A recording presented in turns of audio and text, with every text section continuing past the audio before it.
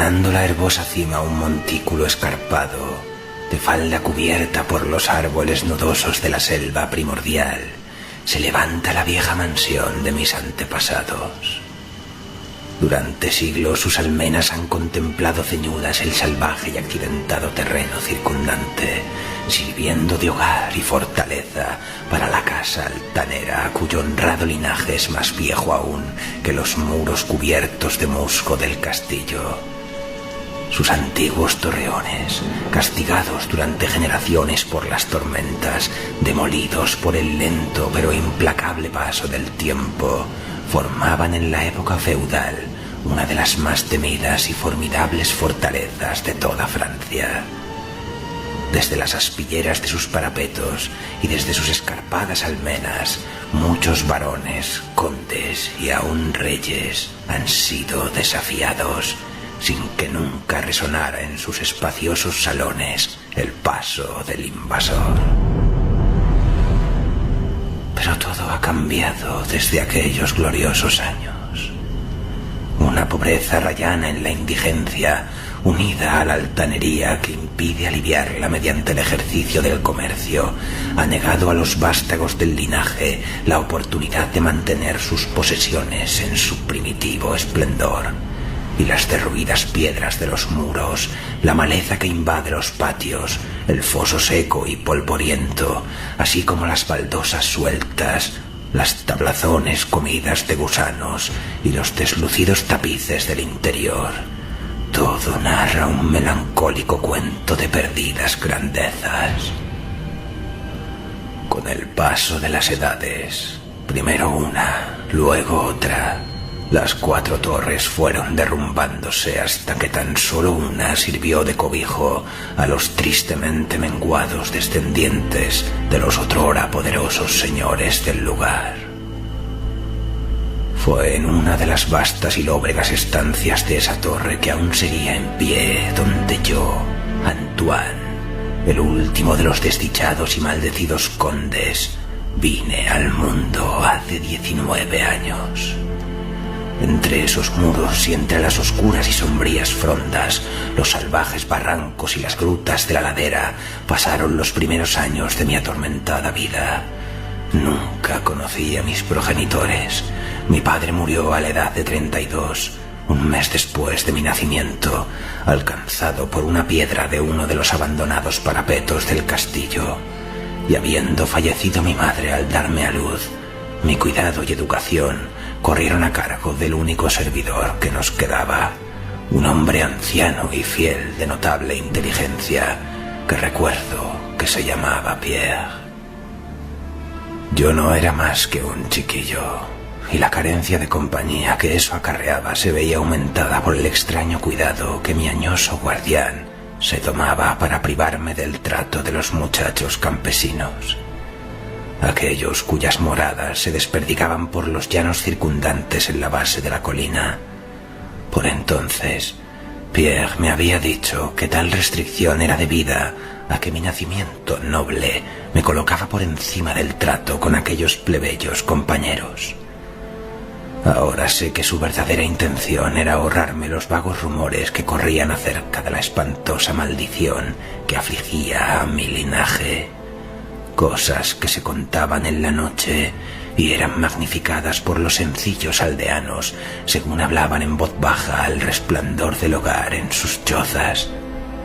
Aislado de esa manera, librado a mis propios recursos, ocupaba mis horas de infancia en hojear los viejos tomos que llenaban la biblioteca del castillo, colmada de sombras, y en vagar sin ton ni son por el perpetuo crepúsculo del espectral bosque que cubría la falda de la colina.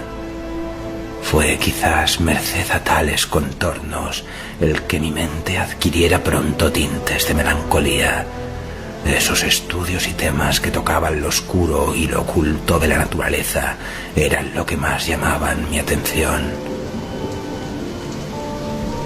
Poco fue lo que me permitieron saber de mi propia ascendencia, y lo poco que supe me sumía en hondas depresiones.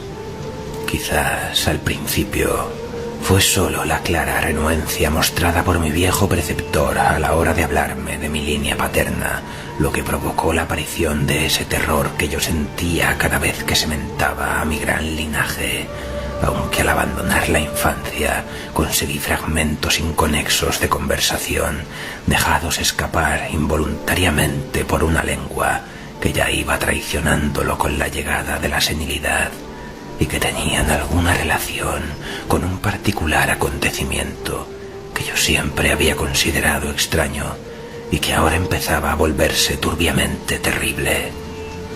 A lo que me refiero es a la temprana edad en la que los condes de mi linaje encontraban la muerte.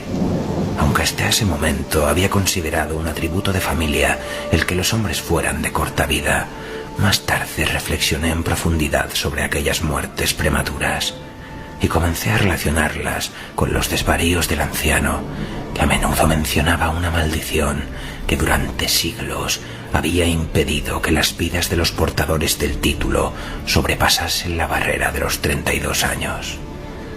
En mi 22º cumpleaños, el añoso Pierre me entregó un documento familiar que, según decía, había pasado de padre a hijo durante muchas generaciones y había sido continuado por cada poseedor.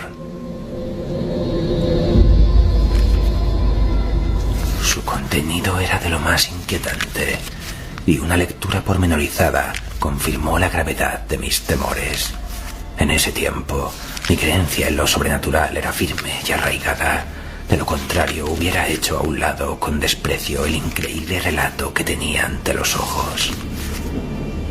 El papel me hizo retroceder a los tiempos del siglo XIII, cuando el viejo castillo en el que me hallaba era una fortaleza temida e inexpugnable. En él se hablaba de cierto anciano que una vez vivió en nuestras posesiones. Alguien de no pocos talentos, aunque su rango apenas rebasaba el de campesino. Era de nombre Michel, de usual sobrenombre Mauvais, el malhadado, debido a su siniestra reputación. A pesar de su clase, había estudiado buscando cosas tales como la piedra filosofal y el elixir de la eterna juventud, y tenía fama de ducho en los terribles arcanos de la magia negra y la alquimia. Y Michel Mauvais tenía un hijo llamado Charles, un mozo tan avezado como él mismo en las artes ocultas, habiendo sido por ello apodado Le Sorcier, el brujo. Ambos, evitados por las gentes de bien, eran sospechosos de las prácticas más odiosas. El viejo Michel era acusado de haber quemado viva a su esposa a modo de sacrificio al diablo, y en lo tocante a las incontables desapariciones de hijos pequeños de campesinos, se tendía a señalar su puerta. Pero a través de las oscuras naturalezas de padre e hijo brillaba un rayo de humanidad y redención. El malvado viejo quería a su retoño con fiera intensidad, mientras que el mozo sentía por su padre una devoción más que filial. Una noche, el castillo de la colina se encontró sumido en la más tremenda de las confusiones por la desaparición del joven Godfrey, hijo del conde Henri. Un grupo de búsqueda encabezado por el frenético padre invadió la choza de los brujos, hallando al viejo Michel Mauvais mientras trasteaba en un inmenso caldero que bullía violentamente. Sin más demora, llevado de furia y desesperación desbocadas, el conde puso sus manos sobre el anciano mago y al aflojar su abrazo mortal, la víctima ya había expirado. Entretanto, los alegres criados proclamaban el descubrimiento del joven Godfrey en una estancia lejana y abandonada del edificio, anunciándolo muy tarde, ya que el pobre Michel había sido muerto en vano. Al dejar el conde y sus amigos la mísera cabaña del alquimista, la figura de Charles Le Sorcier hizo acto de presencia bajo los árboles. La charla excitada de los domésticos más próximos le reveló lo sucedido. Aunque pareció indiferente en un principio al destino de su padre, luego, yendo lentamente al encuentro del conde, pronunció con voz apagada pero terrible la maldición que en adelante afligiría a la casa del conde. Nunca Maldita sea que un noble de tu estirpe homicida viva para alcanzar mayor edad de la que ahora posees. Eso proclamó cuando repentinamente, saltando hacia atrás el negro bosque, sacó de su túnica una redoma de líquido incoloro que arrojó al rostro del asesino de su padre, desapareciendo al amparo de la negra cortina de la noche. El conde murió sin decir palabra y fue sepultado al día siguiente con apenas 32 años. Nunca descubrieron rastro del asesino, aunque implacables bandas de campesinos batieron las frondas cercanas y las praderas que rodeaban la colina. El tiempo y la falta de recordatorios aminoraron la idea de la maldición de la mente de la familia del conde muerto. Así que cuando Godfrey, causante inocente de toda la tragedia y ahora portador de un título, murió traspasado por una flecha en el transcurso de una cacería, a la edad de 32 años, no hubo otro pensamiento que el de pesar por su deceso. Pero cuando años después el nuevo joven conde de nombre Robert fue encontrado muerto en un campo cercano y sin mediar causa aparente, los campesinos dieron en murmurar acerca de su amo apenas sobrepasaba los 32 cumpleaños, cuando fue sorprendido por su temprana muerte. Luis, hijo de Robert, fue descubierto ahogado en el foso a la misma fatídica edad, y desde ahí la crónica ominosa recorría los siglos. Henri, Robert, Antoine y Armand, privados de vidas felices y virtuosas cuando apenas rebasaban la edad que tuviera su infortunado antepasado al morir. Según lo leído, parecía cierto que no me quedaban sino 11 años. Mi vida, tenida hasta entonces en tan poco, se me hizo ahora más preciosa cada día que pasaba, y me fui progresivamente sumergiendo en los misterios del oculto mundo de la magia negra. Solitario como era, la ciencia moderna no me había perturbado y trabajaba como en la Edad Media, tan empeñado como estuvieran el viejo Michel y el joven Charles en la adquisición de saber demonológico y alquímico. Aunque leía cuanto caía en mis manos, no encontraba explicación para la extraña maldición que afligía a mi familia. En los pocos momentos de pensamiento racional podía llegar tan lejos como para buscar alguna explicación natural, atribuyendo las tempranas muertes de mis antepasados al siniestro Charles Le Sorcier y sus herederos, pero descubriendo, tras minuciosas investigaciones, que no había descendientes conocidos del alquimista, me volví nuevamente a los estudios ocultos y de nuevo me esforcé en encontrar un hechizo capaz de liberar a mi estirpe de esa terrible carga. En algo estaba plenamente resuelto: no me casaría jamás, y ya que las ramas restantes de la familia se habían extinguido, pondría fin conmigo a la maldición. Cuando yo frisaba los 30, el viejo Pierre fue reclamado por el otro mundo. Lo enterré sin ayuda bajo las piedras del patio por el que tanto gustara de deambular en vida.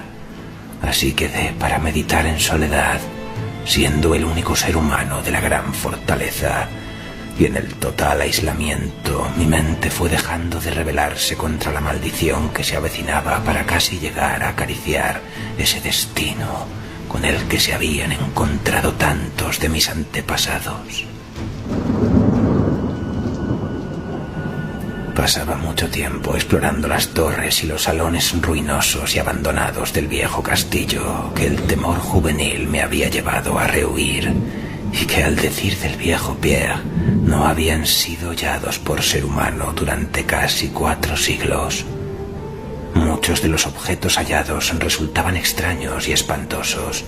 Mis ojos descubrieron muebles cubiertos por polvo de siglos, desmoronándose en la putridez de largas exposiciones a la humedad.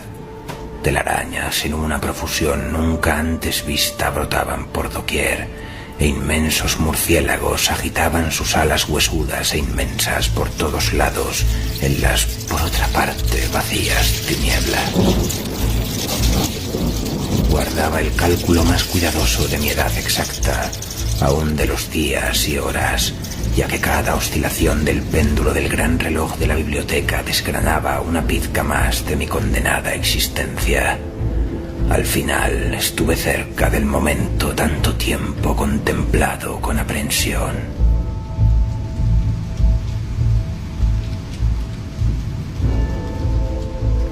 Dado que la mayoría de mis antepasados fueron abatidos poco después de llegar a la edad exacta que tenía el conde Henri al morir, yo aguardaba en cualquier instante la llegada de una muerte desconocida.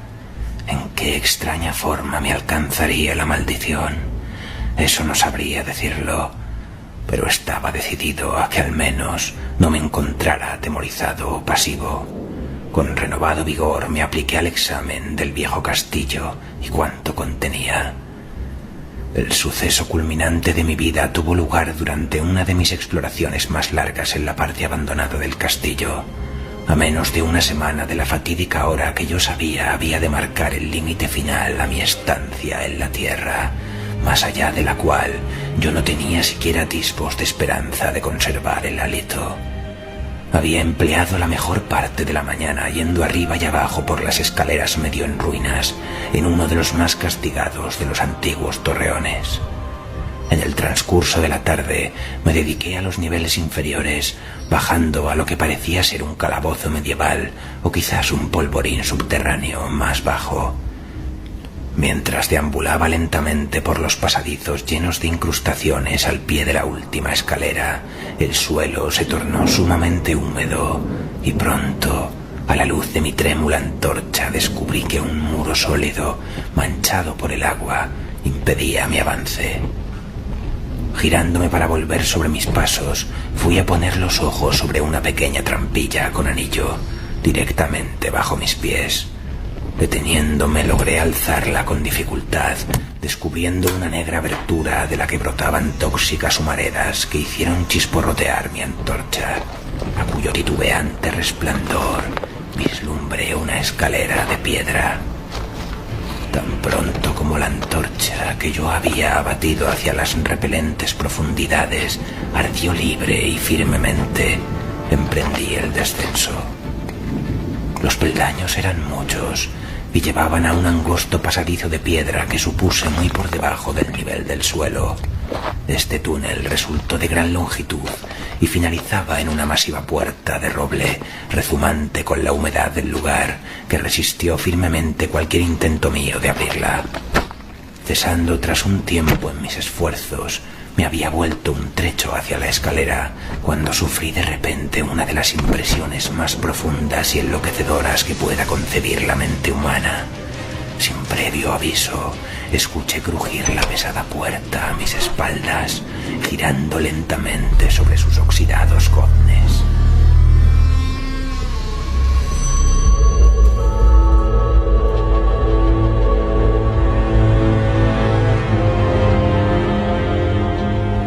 Mis inmediatas sensaciones no son susceptibles de análisis. Encontrarme en un lugar tan completamente abandonado como yo creía que era el viejo castillo, ante la prueba de la existencia de un hombre o un espíritu, provocó a mi mente un horror de lo más agudo que pueda imaginarse. Cuando al fin me volví y encarné la fuente del sonido, mis ojos debieron desorbitarse ante lo que veían. En un antiguo marco gótico se encontraba una figura humana. Era un hombre vestido con un casquete y una larga túnica medieval de color oscuro. Sus largos cabellos y frondosa barba eran de un negro intenso y terrible, de increíble profusión. Su frente más alta de lo normal, sus mejillas consumidas, llenas de arrugas, y sus manos largas, semejantes a garras nudosas, eran de una mortal y marmórea blancura como nunca antes viera en un hombre. Su figura, enjuta hasta asemejarla a un esqueleto, estaba extrañamente cargada de hombros y casi perdida dentro de los voluminosos pliegues de su peculiar vestimenta. Pero lo más extraño de todo eran sus ojos, cavernas gemelas de negrura abisal, profundas en saber, pero inhumanas en su maldad. Ahora se clavaban en mí, lacerando mi alma con su odio, manteniéndome sujeto al sitio. Por fin, la figura habló con una voz retumbante que me hizo estremecer debido a su honda impiedad e implícita malevolencia. El lenguaje empleado en su discurso era el decadente latín usado por los menos eruditos durante la Edad Media, y pude entenderlo gracias a mis prolongadas investigaciones en los tratados de los viejos alquimistas y demonólogos. Esa aparición hablaba de la maldición suspendida sobre mi casa, anunciando mi próximo fin, e hizo hincapié en el crimen cometido por mi antepasado contra el viejo Michel Mauvais, recreándose en la venganza de Charles Le Sorcier. Relató cómo el joven Charles había escapado al amparo de la noche, volviendo al cabo de los años para matar al heredero Godfrey con una flecha, en la época en que éste alcanzó la edad que tuviera su padre al ser asesinado. Cómo había vuelto en secreto al lugar, estableciéndose ignorado en la abandonada estancia subterránea, la misma en cuyo umbral se recortaba ahora el odioso narrador. Como había apresado a Robert, hijo de Godfrey, en un campo, forzándolo a ingerir veneno y dejándolo morir a la edad de 32, manteniendo así la loca profecía de su vengativa maldición. Entonces me dejó imaginar cuál era la solución de la mayor de las incógnitas: cómo la maldición había continuado desde el momento en que, según las leyes de la naturaleza, Charles Le Sorcier hubiera debido morir, ya que el hombre se perdió en digresiones, hablándome sobre los profundos estudios de alquimia de los dos magos y explayándose sobre la búsqueda de Charles Le Sorcier del elixir que podría garantizarle el goce de vida y juventud eternas. Por un instante su entusiasmo pareció desplazar de aquellos ojos terribles el odio mostrado en un principio, pero bruscamente volvió el diabólico resplandor y con un estremecedor sonido que recordaba el siseo de una serpiente, alzó una redoma de cristal con evidente intención de acabar con mi vida, tal como hiciera Charles Le Sorcier 600 años antes con mi antepasado. Llevado por algún protector instinto de autodefensa, luché contra el encanto que me había tenido inmóvil hasta ese momento y arrojé mi antorcha, ahora moribunda, contra el ser que amenazaba mi vida. Escuché cómo la ampolla se rompía de forma inocua contra las piedras del pasadizo, mientras la túnica del extraño personaje se incendiaba, alumbrando la horrible escena con un resplandor fantasmal. El grito de espanto y de maldad impotente que lanzó el frustrado asesino resultó demasiado para mis nervios ya estremecidos y caí desmayado al suelo fangoso. Cuando por fin recobré el conocimiento, todo estaba espantosamente a oscuras, y recordando lo ocurrido, temblé ante la idea de tener que soportar aún más. Pero fue la curiosidad lo que acabó imponiéndose. ¿Quién, me preguntaba, era este malvado personaje? ¿Y cómo había llegado al interior del castillo? ¿Por qué podía querer vengar la muerte del pobre Michel Mauvais? ¿Y cómo se había transmitido la maldición durante el gran número de siglos pasados desde la época de Charles Le Sorcier? El peso del espanto, sufrido durante años, desapareció de mis hombros, ya que sabía que aquel a quien habían abatido era lo que hacía peligrosa la maldición, y viéndome ahora libre, ardía en deseos de saber más del siniestro que había perseguido durante siglos a mi linaje y que había convertido mi propia juventud en una interminable pesadilla. Dispuesto a seguir explorando, me tanteé los bolsillos en busca de eslabón y pedernal y encendí la antorcha de repuesto. Enseguida, la luz renacida reveló el cuerpo retorcido y achicharrado del misterioso extraño. Esos ojos espantosos estaban ahora cerrados. Desasosegado por la visión, me giré y accedí a la estancia que había al otro lado de la puerta gótica. Allí encontré lo que parecía ser el laboratorio de un alquimista. En una esquina se encontraba una inmensa pila de reluciente metal amarillo que centelleaba de forma portentosa a la luz de la antorcha.